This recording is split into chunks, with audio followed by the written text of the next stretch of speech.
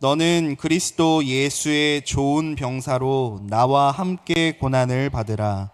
병사로 복무하는 자는 자기 생활에 얽매이는 자가 하나도 없나니 이는 병사로 모집한 자를 기쁘게 하려 함이라. 아멘. 저는 오늘 여러분들과 함께 하나님께서 보내신 이병 통지서, 이런 제목으로 말씀을 나누고자 합니다. 우리 남성분들은 싫어하실 것 같은데 우리 한번 따라하겠습니다. 하나님께서 보내신 이병 통지서.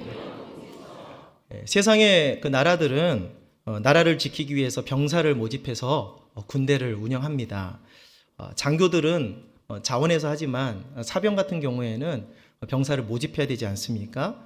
그런데 이제 군대를 이루는 병사들을 모집하는 방법이 크게 두 가지가 있어요. 첫 번째는 모병제라고 해서 자원하는 사람을 받는 거예요. 그렇기 때문에 본인이 자원에서 받았기 때문에 직업군인으로 사병으로 일을 하는 거죠. 군복무를 하는 겁니다.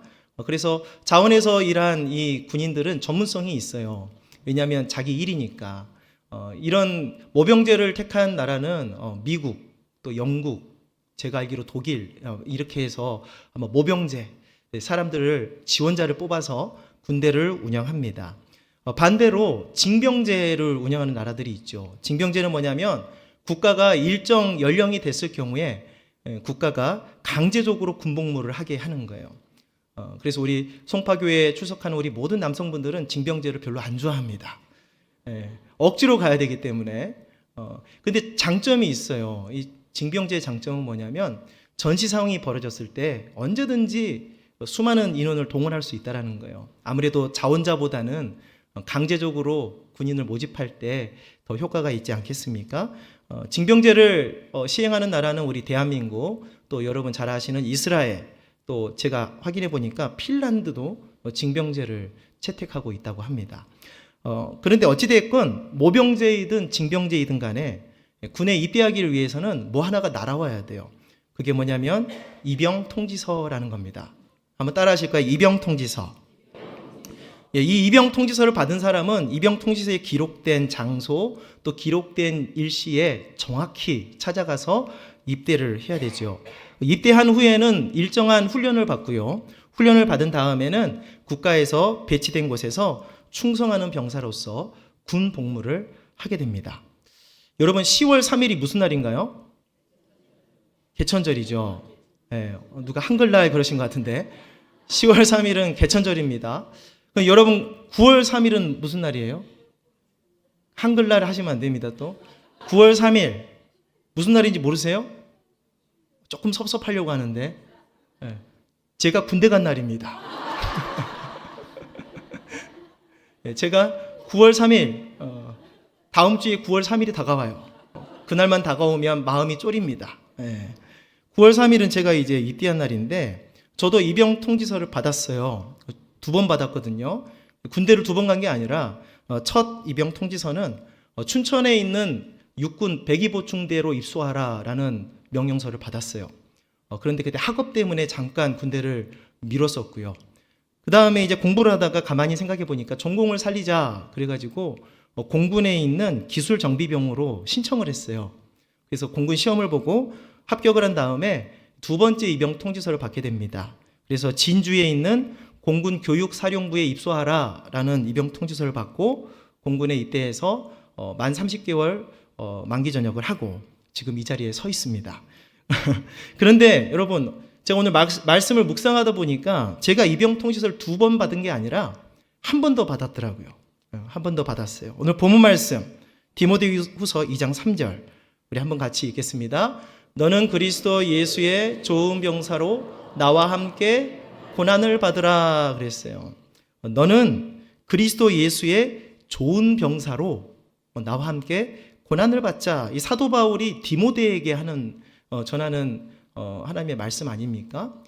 하나님께서도 입영 통지서라는 것을 보내시더라고요. 그러면 이 입영 통지서를 누구에게 보내셨을까 한번 살펴보기를 원하며, 첫 번째, 하나님은 누구에게 입영 통지서를 보내셨나?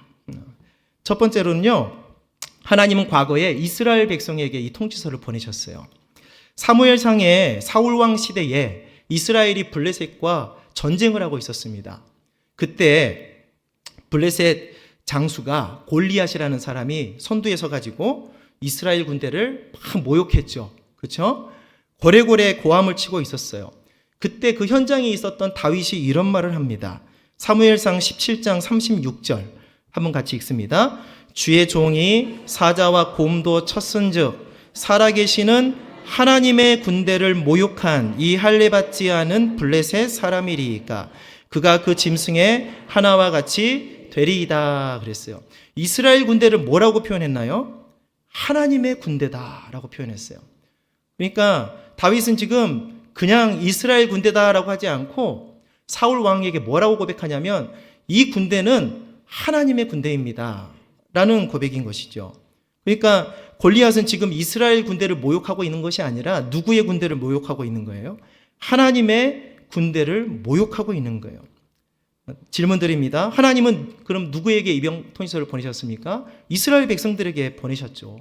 이스라엘 백성들에게 통지서를 보내시고 하나님의 군대로 소집하신 거예요. 그러면 하나님은 이스라엘만 보내셨느냐? 아닙니다. 아닙니다. 두 번째, 우리에게도 이병 통지서를 보내셨어요. 여러분 이거를 믿으시기를 바랍니다. 김학영 목사만 받은 게 아니라 여러분들도 이병 통지서를 받았다라는 거예요. 하나님은 예수님의 그 십자가의 피로 우리를 사셨습니다. 그리고 예수 그리스도의 병사로 우리를 소집하셨습니다.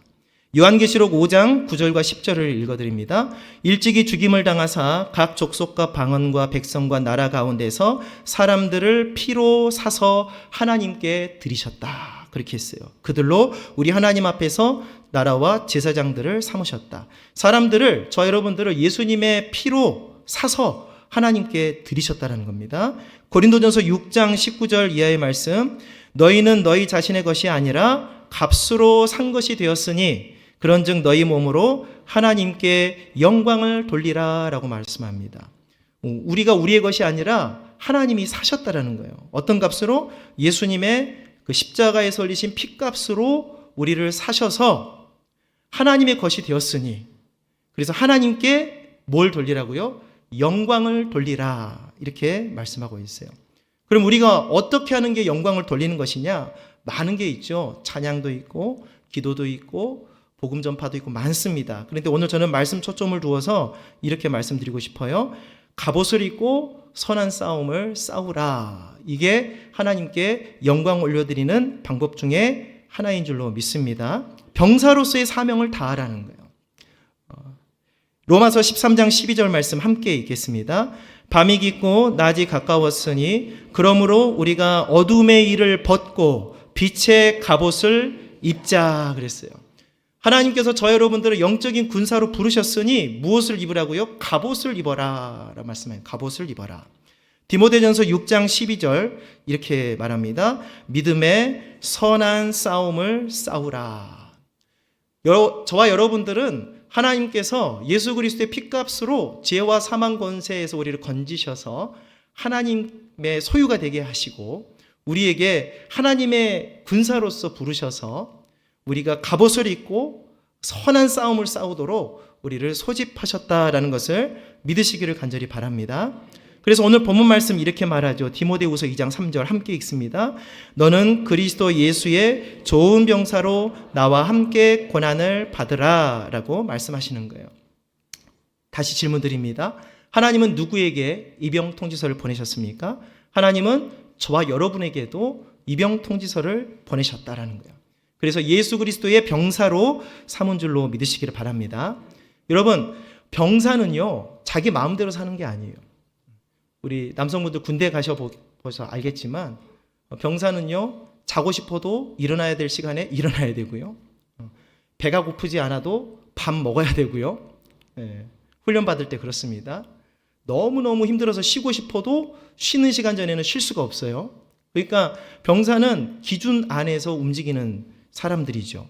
그럼 저와 여러분들도 하나님의 그리스도의 좋은 병사로 부름을 받았으니까 우리도 병사로 복무할 수 있는 기준이 있어야 되지 않습니까? 그래서 오늘 두 번째로 먼저 다윗이 보여준 그 병사의 모습을 살펴보면서 우리가 어떻게 살아야 되는지 우리가 묵상하는 시간을 갖도록 하겠습니다. 서두에 말씀드렸듯이 골리앗이 이스라엘을 막 모욕하고 있었어요.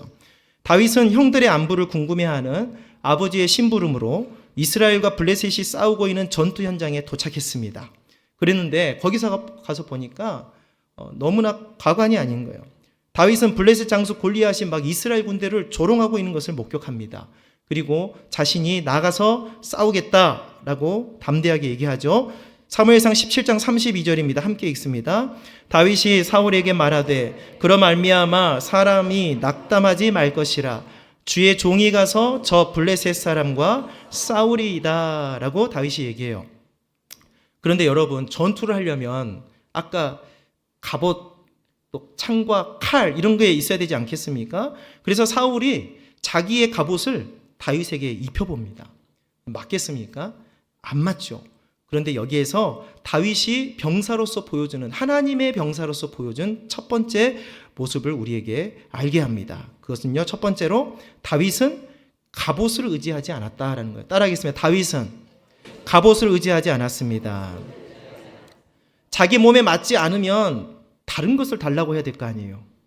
그렇죠? 그래야 몸에 상처도 안 나고 살 수 있는 확률이 높잖아요. 그런데 사울의 갑옷이 맞지 않는다고 던져버립니다. 사무엘상 17장 38절 이하의 말씀 함께 읽겠습니다. 이에 사울이 자기 군복을 다윗에게 입히고 노투구를 그의 머리에 씌우고 또 그에게 갑옷을 입히매 다윗이 칼을 군복 위에 차고는 익숙하지 못하므로 시험적으로 걸어보다가 사울에게 말하되 익숙하지 못하니 이것을 입고 가지 못하겠나이다 하고 곧 벗어버렸다라고 성경은 기록합니다. 다윗은 갑옷에 목매지 않았습니다. 갑옷에 의지를 두지 않았습니다. 과감하게 벗어버렸어요. 그러면 이제 갑옷도 없고 어떻게 싸웁니까? 우리 같으면 도망가야 되잖아요. 그런데 다윗은 두 번째 모습을 보여주는데 다윗은 전투를 피하지 않는다는 거예요. 한번 따라하겠습니다. 다윗은 전투를 피하지 않았습니다. 갑옷이 없다고 다음에 싸울게요. 그게 아니라 갑옷을 벗어버리고 담대하게 전투에 임했다. 이게 병사의 모습이다 라고 하나님은 우리에게 말씀합니다. 사무엘상 17장 40절 함께 읽습니다. 손에 막대기를 가지고 시내에서 매끄러운 돌 5을 골라서 자기 목자의 제구 곧 주머니에 넣고 손에 물매를 가지고 블레셋 사람에게로 나아가니라 그랬어요. 갑옷이 없어요. 보호장구가 없습니다. 무기도 따로 없습니다. 돌덩이 들고 가요. 그런데 담대하게 전투를 피하지 않고 블레셋 사람에게 나아가고 있습니다. 여러분, 골리앗이 봤을 때 어처구니가 없잖아요.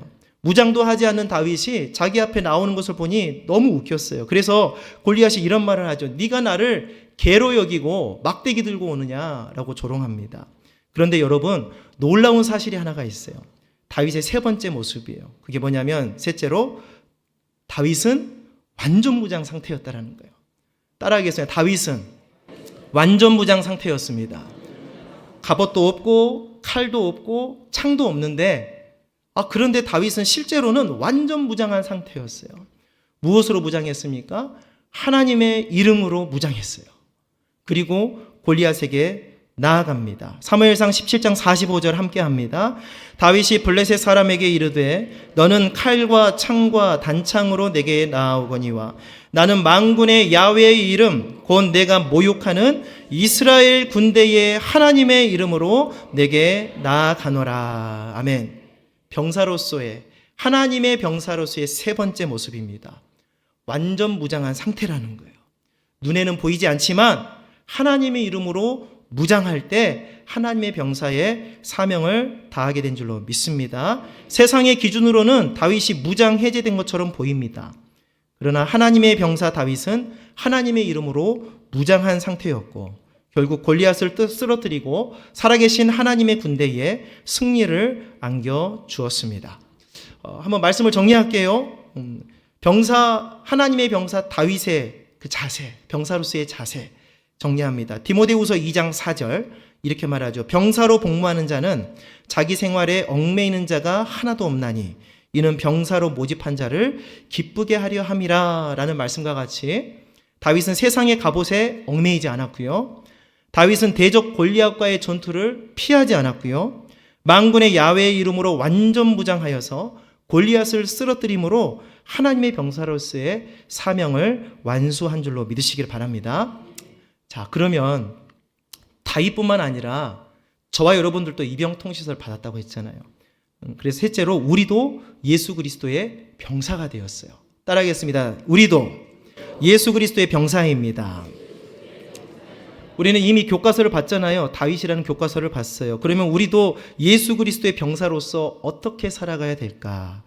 첫 번째로 다윗이 갑옷을 의지하지 않았던 것처럼 우리는 세상을 의지하지 말고 예수 그리스도를 의지해야 된다라는 거예요. 따라하겠습니다. 예수 그리스도를 의지해야 합니다.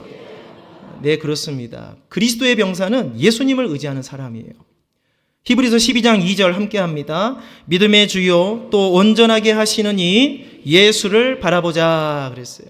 여러분, 예수님을 바라보시기 바랍니다. 저 여러분들은 예수 그리스도의 병사이기 때문에 예수님을 바라봐야 돼요. 요한복음 15장 5절 말씀 함께 합니다. 나는 포도나무요 너희는 가지라. 그가 내 안에 내가 그 안에 거하면 사람이 열매를 많이 맺나니 나를 떠나서는 너희가 아무것도 할 수 없음이라. 하나님이 저 여러분들을 병사로 부르셨지만 나 혼자는 아무것도 못한다는 거예요. 예수님을 바라보고 주님을 의지해야 하나님의 사명을 감당한 줄로 믿습니다. 그러므로 예수 그리스도만 의지하는 주님의 병사가 되시기를 주의 이름으로 축복합니다. 둘째로 다윗이 세상 무기가 없어도 골리앗과의 전투를 피하지 않았거든요. 마찬가지로 예수 그리스도의 병사된 우리는 담대하게 둘째로 마귀를 대적하는 삶을 살아야 된다. 따라하겠습니다. 마귀를 대적해야 합니다. 하나님이 왜 나를 병사로 부르셨는가? 우리 식구들끼리 같이 싸우라고 부르신 게 아니라 마귀와 싸우라고 부르셨어요. 죄와 싸우라고 부르셨어요.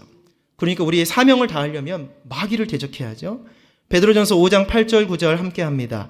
근신하라 깨어라 너희 대적 마귀가 우는 사자같이 두루다니며 삼킬 자를 찾나니 너희는 믿음을 굳건하게 하여 그를 대적하라 그랬어요.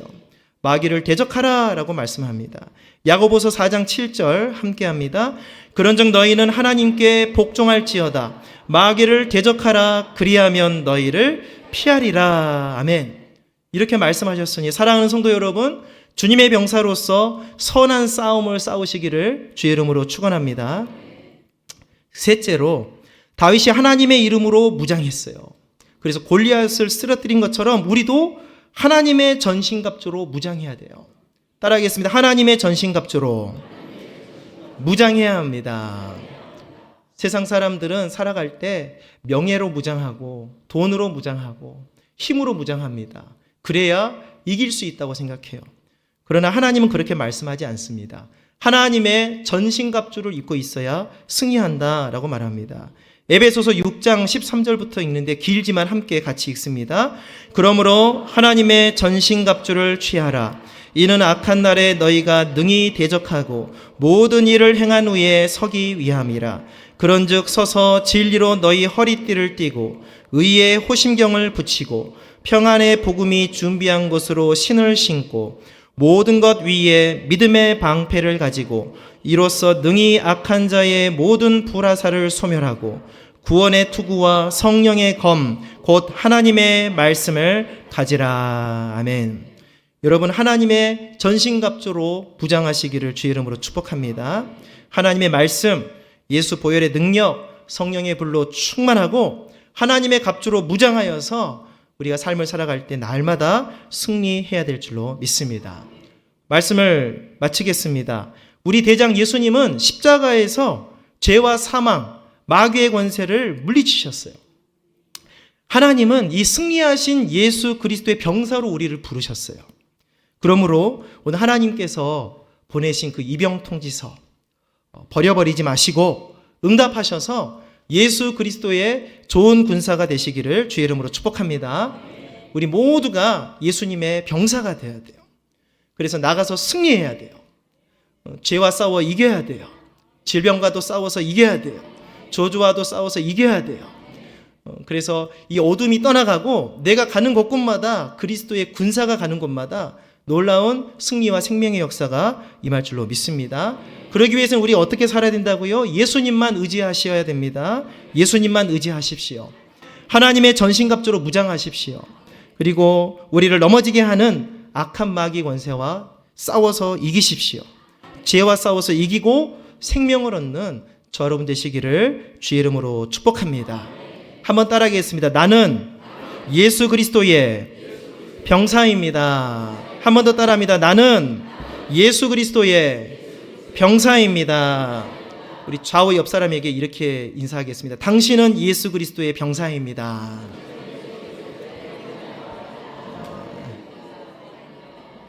우리 모두 그리스도의 병사가 되어서 승리하시기를 주의 이름으로 축복합니다. 기도하겠습니다. 하나님 아버지, 예수님의 십자가의 죽음과 부활로 우리를 영원한 사망에서 살리시고 주님 오시는 그날까지 죄와 싸우고 마귀를 대적할 수 있도록 우리를 붙들어 주시니 감사합니다. 우리 모두가 하나님의 전신갑주를 입고 성령으로 충만하여 예수 그리스도의 좋은 병사로서 끝까지 승리하며 살아가도록 주님의 손으로 붙들어 주시옵소서. 예수님의 이름으로 기도합니다. 아멘.